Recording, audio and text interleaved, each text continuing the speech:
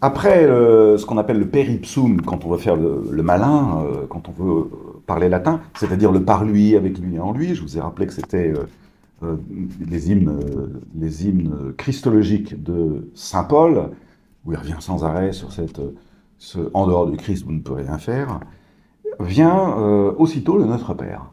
C'est-à-dire qu'on a arrêté avec le peripsum la liturgie proprement eucharistique et nous rentrons dans une autre partie de la messe qui est la partie de la communion. Et pour être en communion, il y a le Notre Père. À moins qu'il faille être en communion pour oser dire le Notre Père. En tout cas, les deux sont liés. Alors c'est très intéressant parce que c'est lié au nous et non pas au pain quotidien. Vous voyez, parce que quand il est question dans le Notre Père du pain quotidien, il n'est pas question du pain eucharistique. Par contre, il est question du nous au pluriel. Or, dans la communion eucharistique, il n'est pas non plus question de mon petit Jésus et moi. Il faut que je mange mon petit Jésus quotidien. Non, non, il est question du nous.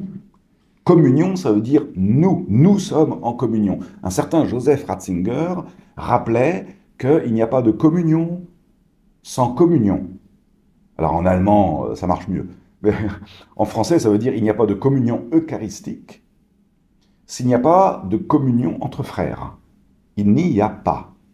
C'est-à-dire l'un fait vrai l'autre.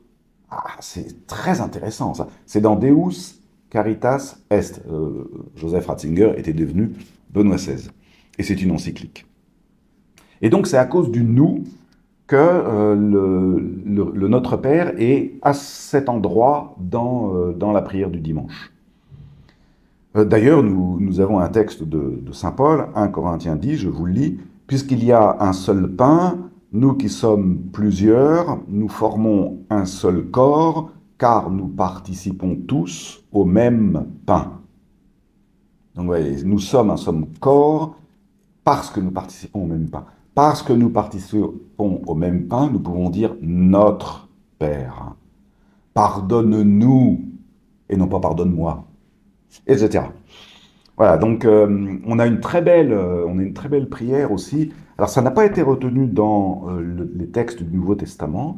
C'est un texte très antique, vers les années 100, hein, c'est-à-dire pratiquement pas loin de la rédaction de l'évangile de Jean. Donc c'est un texte qui aurait pu être dans l'Écriture sainte, qu'on appelle la Didaché, enfin peu importe, ou le récit des apôtres, qui dit ceci: de même que ce pain que nous rompons, autrefois disséminé dans les collines, a été recueilli pour n'en faire plus qu'ainsi ton Église soit rassemblée des extrémités de la terre dans ton royaume. Et donc dans cette expression de la communion, il y a véritablement le fait que nous fassions communion entre nous. C'est presque rédhibitoire, si j'ose dire. C'est-à-dire, si nous ne sommes pas en communion, pas de communion possible. Voilà, vraiment, c'est comme ça qu'il faut l'entendre. Alors, ensuite, la prière du Notre Père elle-même, bon, il faudrait là aussi une séquence entière. En gros, vous avez les 3 premières intercessions, il y a 7 prières de demande. Les 3 premières, c'est pour Dieu, que ton règne vienne, que ta volonté, etc. Les 3 dernières, c'est pour notre militance chrétienne. Délivre-nous du mal, entraîne-nous à pardonner, etc.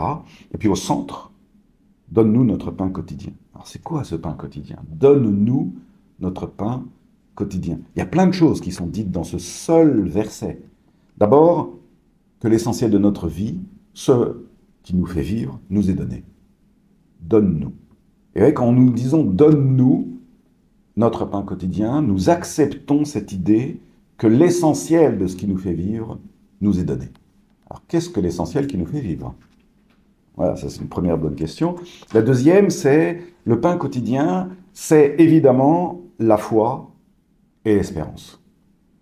Que Dieu nous la donne. Et c'est ça qui permettra de transfigurer la banalité du quotidien. Sinon, quel ennui, quoi.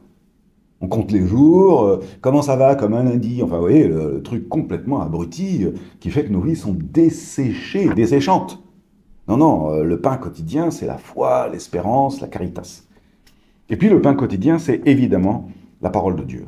Ça, le Christ lui-même le dit. Déjà, on trouve dans l'Ancien Testament, l'homme ne vit pas seulement de pain, mais de toute parole. Ta parole est ma nourriture, la lumière sur ma route. 1000 fois. Hein. Alors, c'est saint Augustin qui a durci et confirmé par son interprétation la deuxième partie du Notre Père. Pardonne-nous nos offenses, comme nous pardonnons aussi à ceux qui nous ont offensés. Parce que vous avez deux traductions, celle de Matthieu et celle de Luc. Matthieu ne dit pas offense ni péché. Matthieu dit remets-nous nos dettes. Remets-nous nos dettes comme nous remettons nous aussi à nos débiteurs. Et c'est beaucoup plus logique avec ce que je viens de vous dire sur le pain quotidien. Mais saint Augustin a un tellement bon prédicateur que finalement c'est son interprétation qui l'a emporté et nous avons finalement choisi la version de Luc. Pardonne-nous nos offenses. Alors lui il dit nos péchés, comme nous pardonnons aussi à ceux à qui nous devons. Donc voilà, ouais, bon voilà, sur le Notre Père, il y aurait 1000 choses à dire. Une année prochaine, peut-être. À bientôt.